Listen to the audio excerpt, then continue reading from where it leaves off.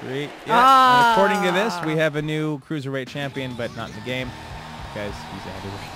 Right. Now, as long as the current Cruiserweight doesn't cheat, it looks like Matt Hardy has a real chance of winning. According to Smackdown. According to this game. I want Gregory Helms to win. You want Matt Hardy to win. I guess we'll have to find out on Sunday who really does. I think it's going to steal the show. I think it's going to be a surprisingly good match. Yeah. Now, I don't know if it's actually going to open the pay-per-view, but it would certainly be a very strong beginning to the pay-per-view. Yeah, and I hope it does. I think that if I was to predict that this will start it, then they'll go into the tag team match, which we can't show you because neither one of the teams are in the game. That's right. And here's another match I think is going to be really good. It's Chavo versus Ray. They've already wrestled each other plenty of times. The actual pay-per-view is a Falls Count Anywhere match. Here in the game, it's the hardcore match. Now, something they don't have, an element they don't have, is Vicky Guerrero. Yes. Now, nice accent. Oh, My wife's Puerto Rican, and she doesn't even have an accent that good. Oh, I think, I took Spanish for 5 years, but I forgot it all, so I'm glad that I was able to maintain the little part. Now, I don't know how you feel, but I'm very uncomfortable with the current storyline that led to this pay-per-view. I feel that Eddie Guerrero's memory needs to be honored a bit better, and I feel like dragging his name into the storyline is a little much. Well, it is a little weird. I'll give you that. I think that the whole concept of it is that if Eddie were still alive, that he'd want the show to go on, that he'd want these things to continue to be pushed, and that's probably the angle that they're taking. That this is something that he would want. I agree with you, though. I do think it's kind of a weird way to take. Although I kind of agree with some of the sentiments that the heel character of Chavo Guerrero has right now, I do think that Rey Mysterio went over the top with all his Eddie homage that he had. Yeah, and he still wears the armband. And, of course, everyone has their own way of grieving, but I feel like somehow the WWE, especially the McMahons, are exploiting it. So it's something that I admit doesn't sit well with me, but nonetheless, it shouldn't take away from the caliber that this match will have in the pay-per-view. Oh, yeah, no doubt. And I think that their intentions, at least the wrestlers' intentions, are good. Yeah. And I don't mind. I think that Ray should wear his EG bands forever. I mean, I don't see any problem with it. My issue with it was, he was always coming out doing Eddie's little shoulder shuffle, coming out in his car. I don't really think that was necessary because instead of kind of honoring him, to me it felt like they were more just trying to copy him. Yeah, and little things like the lowrider incident and stuff like that. I mean, it's really up to his family and friends. If they're okay with it, then no one else should judge it. Then I guess that puts me in my place then, because obviously it's his friends and family doing the ankle. So yeah. what do I know? I'm just a video game editor anyway. Well, nonetheless, this should be a really exciting match. You've got both are high flyers, both have backgrounds in lucha libre and all those kind of wrestling moves. And by the way, I've been really getting into lucha libre. I recommend, AAA and CMLL for anyone out there who hasn't seen it.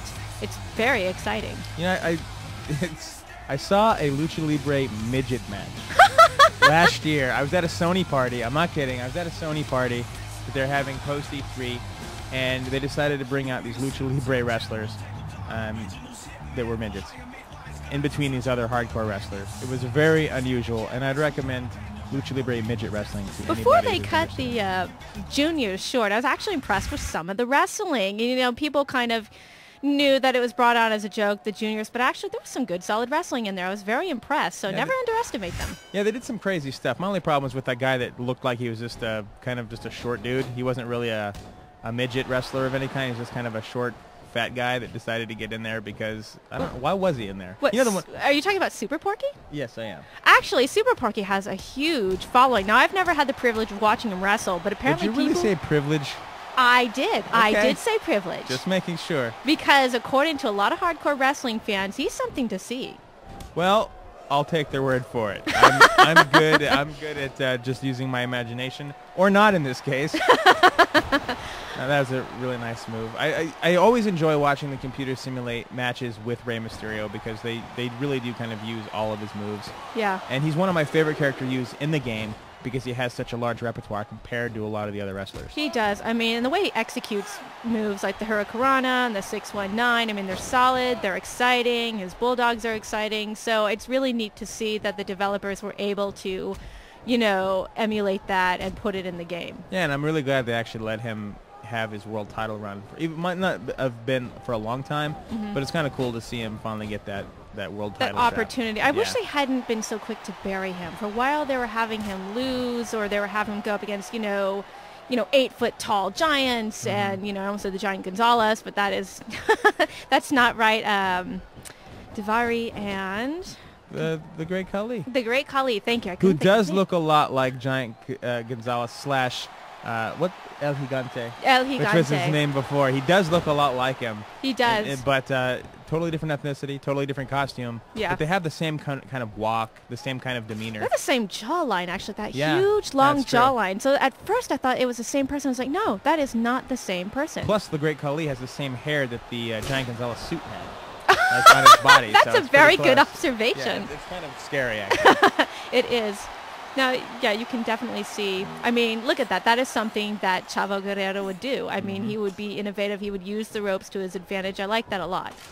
Yeah, but I don't like the fact that he's just holding the chair over and what dropping am I supposed to do? and then it's back up and now it's down.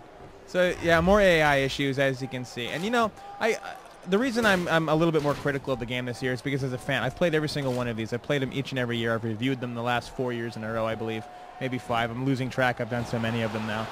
That I really want to see the series evolve as a fan. Right. Because I think that to keep me as a fan and to keep other fans around, you really have to give them what they want. And I can tell you right now that going into the next generation, if we continue to play the same game that it was on PlayStation, just with better graphics, slightly a couple of adjustments here and there, that's not going to be enough. Oh, that was a nice move. No matter how cool the moves might look. Yeah, exactly. No, I've noticed that they've got all these weapons and everything. Now, was this match set as a no DQ match or just a falls count anywhere match? It's a hardcore match. Okay, it is a hardcore match. Falls count anywhere is not a setting in the game, so hardcore is the closest setting to that. I see.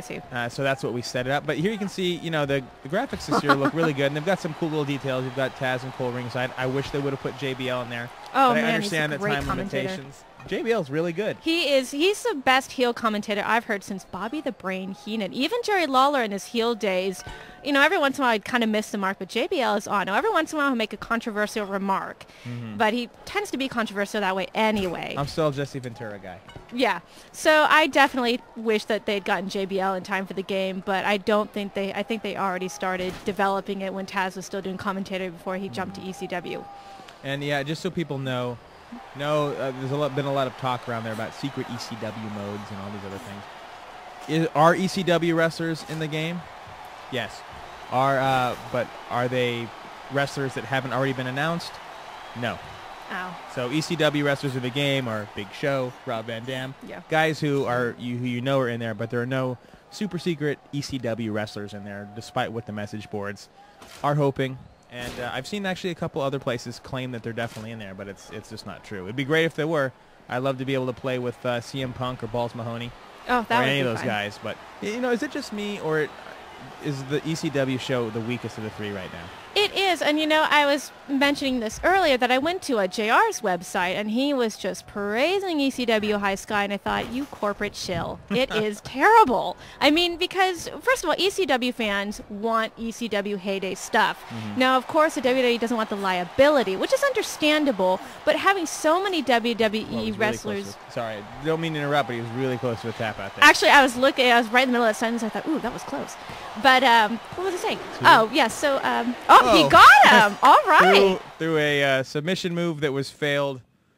Interesting. Yes, very interesting. So we've got a winner, Chavo Guerrero. But I think Ray will win the match on Sunday. I don't know. There's the Vicky factor in there. Now, it could be that she might do something that'll backfire on her. I'm hoping Ray will win, but it's a little tough to tell.